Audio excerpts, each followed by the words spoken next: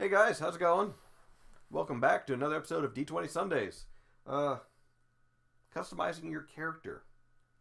Uh, and I like how the books always talk about, your class, your race, your skills and feats, and your equipment, and all that fun jazz. But what about everything else? What about, I don't know, personality flaws and so on? Well, that is a very key thing, especially in 5th edition. The reasons for your character for be going on an adventure.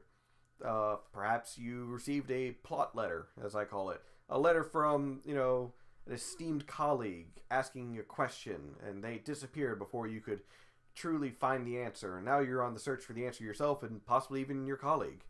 Or perhaps there was some sort of great event that happened at your hometown that cursed you and you had to leave the town in order to ensure its safety. Or perhaps your town was wiped out and now you seek vengeance. There's these different things out there that you could probably, I don't know, choose if your DM lets you pick and choose, or just flat out roll for in 5th edition.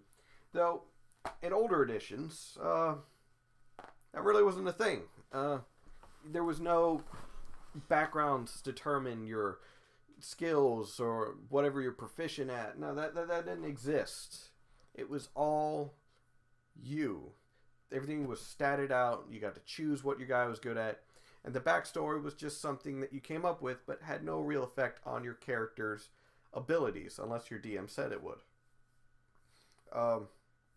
As such, one of the many times that I played my titular rogue, Auric the Thief, the Dungeon Master decided that I would have a bonus when fighting against elves.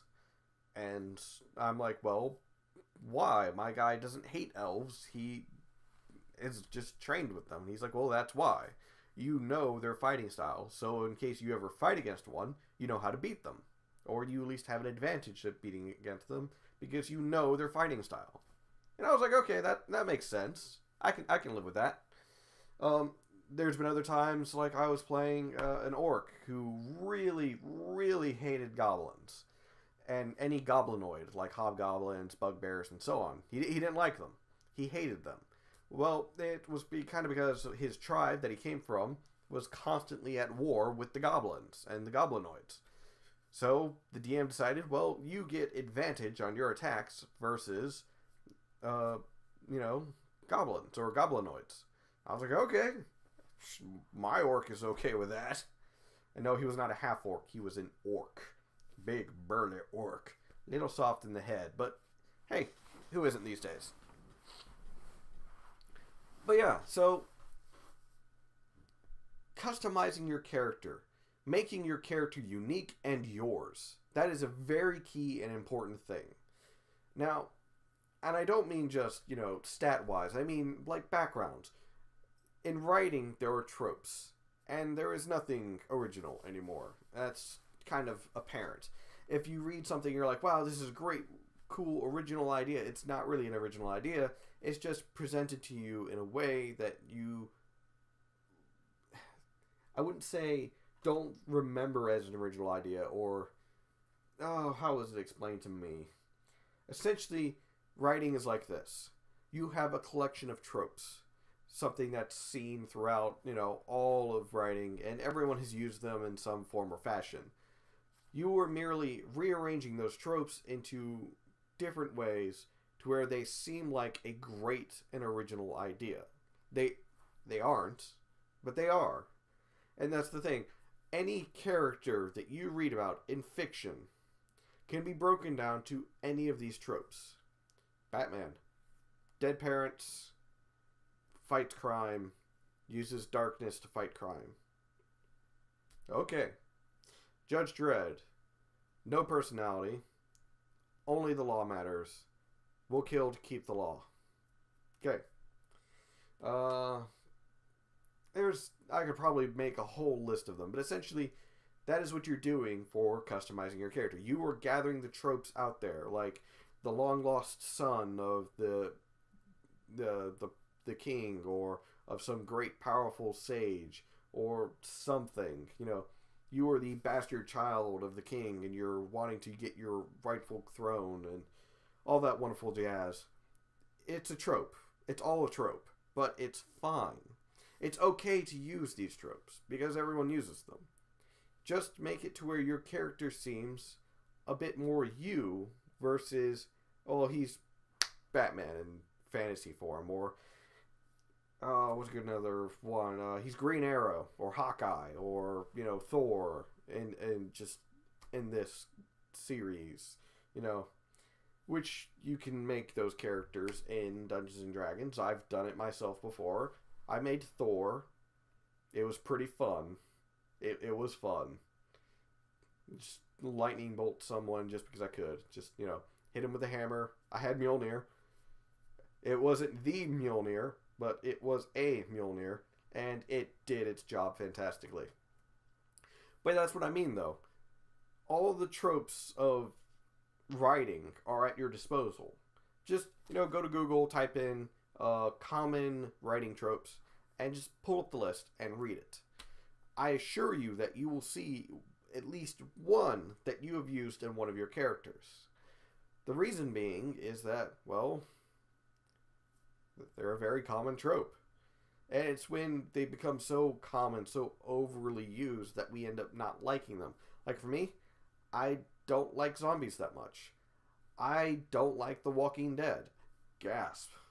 I don't really like them. The reason being is because when The Walking Dead came out, there was just like an abundance of zombie everything everywhere. There was zombie merchandise, zombie shows, zombie movies, zombie games, zombie, college products or college productions, because I was in college at the time. We were doing movie shoots and so on. That was all there. And because of that just overflow of you're surviving the zombie apocalypse, that trope was so overused, I hate zombies now. It's just, I don't hate them with a great disdain. It's more of that I see them, I'm like, fine, zombies. Even my players at one point noticed that I don't really use zombies that often, and when I do, it's normally very brief, and then it's never mentioned again. And the reason being is that while they're good for a certain level aspect, you're level 3 and you're dealing with a ghoul and a couple of zombies, yeah, that's fine. Deal with them, deal with the necromancer or whatever that's causing them. You don't have to deal with them ever again once, level up and, you move on to bigger and more important things. And, I mean, it's okay that you use the zombies trope if that's what you want to do. But it's not what I will do. But the tropes itself, all of those exist, and it's up to you to pick and choose. I suggest go for the ones that people don't hear very often. The ones that seem, very far out, but not unheard of. Okay, well, why are you here? Well, my character's from a very distant land. He was lost at sea, and he washed ashore here. Well, that's a pretty decent trope. You don't hear that too very often. And the more detail you give to the trope, the more and more it seems like yours. And the more it seems like yours, well, the more the people around you will like it. The more the other players will like it. The more the dungeon master will like it. And it'll give your character that much more depth. And the more depth your character has, the more likely you are to survive the rest of the campaign. Because I'll tell you one thing, as a dungeon master, I have killed the player's character that I felt was the most boring. I've done it. It is a shameful thing, but when I was given the choice of one of the players has to die, because if none of them die, the rest of this campaign's not going to go very well. And I didn't fudge the rules or fudge any rolls because I roll in front of my players. They see my rolls. I just targeted the player a little bit more often. But I didn't make it as noticeable. I didn't single him out every time. Just more of, okay, everyone gets 2 hits except for you, you're getting 3. Or something similar to that. I increased the chances of his character dying, which he was fine with. I mean, I don't know if he ever caught on to that I was doing that, but he was fine with it. He saw it as a challenge. And when his character died, he was like, well, that's fine. While I was getting bored with that character anyway, so I created a much more interesting character, which once again, I liked. But that character he originally had was pretty bland, pretty boring, using a lot of the common tropes, but not giving very much definition to them. So that's my tips, anyways. Use the tropes out there. Customize your character's background and what he is like by using the common writing tropes and giving him much more definition. And once again, this is how writing works. So don't feel bad if you use some of the background from another character. It's something that happens. Not everyone has the exact same upbringing, but you'd be surprised how often you might run into someone who's almost exactly like you. I, for instance, have a friend. His name is Skinner. He's a pretty cool guy. Like, really cool. And he's actually a couple of years older than me, and me and him have talked at great length about, our pasts. Oddly enough, we are extremely similar. Like, we had very similar upbringings, very similar school lives, very similar tastes and interests when it comes to shows, games, movies, and, things that we like doing. It is onto a creepy level as to how similar the two of us are. So the joke is he's Mark 1 and I'm Mark 2. We're both terrible, terrible creations, but hey, we're the first two generations of something that's going to come later on. So, like I said, there's a good chance you'll run into another player who has similar ideas or almost the exact same ideas that you do for your character. But that doesn't make it bad, because it doesn't mean, oh, you weren't being original. It's just that it's a very low chance that you're going to run into someone with the exact same backstory. But it can happen. Anyways, I'll catch you guys laters.